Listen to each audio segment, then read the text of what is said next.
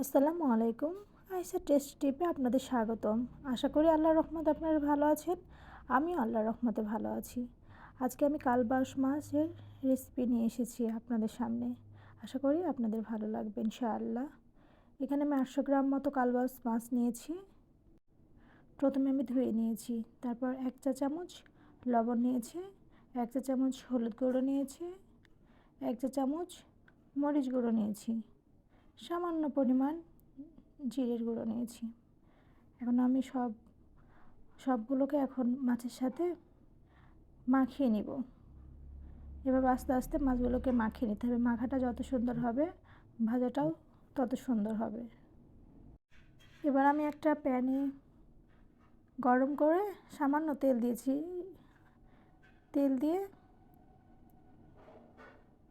অবশ্যই আপনার প্যানটা গরম করে তেল দিবেন, তাহলে কি হবে, মাছটা লেগে যাবে না।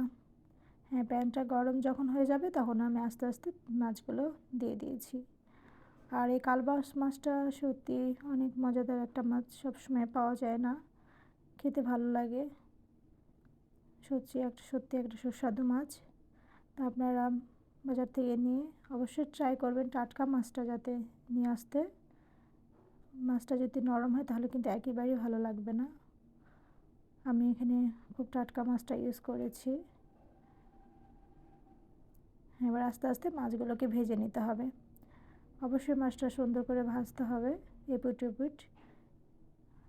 আপনারা চাইলে কড়া করেও ভাজতে পারেন, অল্প অল্প ভাজতে পারেন। আমি কড়া করেই ভেজে নিয়েছি।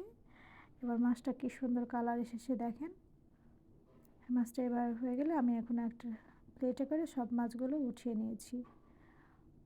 আস্তে আস্তে সব মাছগুলো খেয়াল রাখবেন যাতে মাছগুলো ভেঙে না যায়।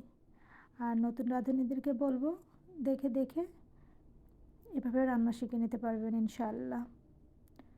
আর আপনাদের যদি ভালো লাগে তাহলে অবশ্যই আপনারা লাইক কমেন্ট শেয়ার করবেন। আর কী রান্না দেখতে চান পরবর্তীতে আমাকে নিচে জানাবেন। এবার আরেকটা প্যানে আমি সামান্য তেল গরম করে নিয়েছি।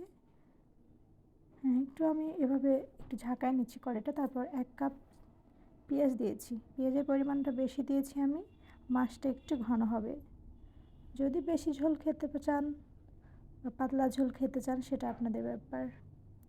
আমি 2 চা চামচ আদা জিরা রসুনের গুঁড়ো নিয়েছি,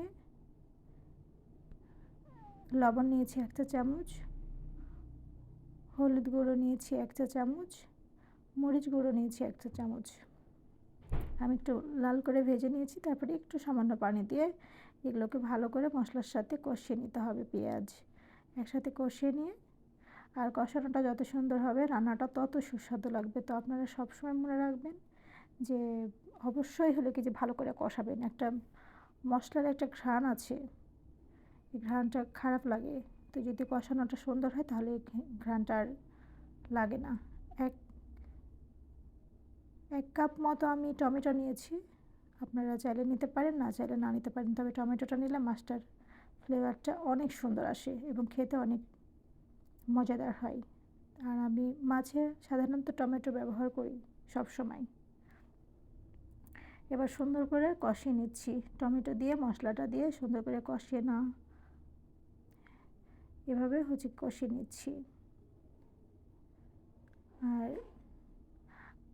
এবার 5টা মতো আমি আস্ত কাঁচামরিচ দিয়েছি। আপনারা চাইলে এখনও দিতে পারেন, আপনারা চাইলে পরেও দিতে পারেন। তো নতুন রাঁধুনিদেরকে বলবো দেখে দেখে অনেক কিছু শেখা যায়। এবার আমি মাথাটা আগে নিয়েছি, কারণ মাথাটা অনেক বড় আর মোটা, তার জন্য আমি আগে নিয়েছি যাতে মাথাটা সুন্দর করে সিদ্ধ হয়ে ভিতরে লবণ ঢুকতে পারে। এবার একটু আমি পানি দিয়েছি। পানিটা আমি মিডিয়াম মতোই দিয়েছি। আপনারা চাইলে যদি ঝোল বেশি খেতে চান তাহলে আপনারা একটু বেশি ঝোল দিবেন। আর যদি মনে হয় যে না খুব মাখা মাখা খাবে তাহলে অল্প একটু ঝোল দিলেই হবে, পানি দিলেই হবে। এবার আমি মাছটা ঢেকে নিয়েছি যে মাথাটা যাতে সিদ্ধ হয় সুন্দর করে, ওর ভিতরে লবণ ঢোকে।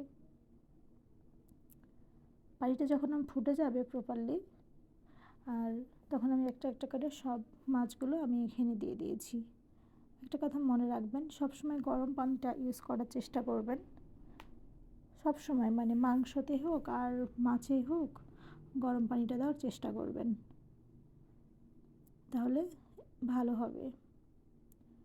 যারা নতুন রাঁধুনি তারা হয়তো জানেন না এই বিষয়টা, তো জেনে যাবেন। আর যদি আপনাদের কিছু জানার থাকে তাহলে আমাকে অবশ্যই কমেন্টে জানাবেন। 1 চা চামচ ধনিয়া গুঁড়ো নিয়েছি, ভাজা ধনিয়া গুঁড়ো, 1 চা চামচ ভাজা জিরের গুঁড়ো নিয়েছি। এটা দিলে মাছটা অনেক ফ্লেভার আসে এবং খুব সুস্বাদু হয় এবং ভালো লাগে খেতে, কালারটাও চেঞ্জ হয়ে যায়। আশা করি আপনারা ট্রাই করবেন, ইনশাল্লাহ আপনাদেরও ভালো লাগবে। হ্যাঁ, আমি মাছটা ঢেকে নিয়ে এখন মিডিয়াম আঁচে দিয়ে রান্না করছি। বেশি হিট দেওয়ার দরকার নেই। আমি এবারে কড়াইটাকে একটু ঝাঁকিয়ে নিচ্ছি, কারণ এটা করলে মাছটা ভেঙে যায় না, আবার মাছটা লেগেও যায় না।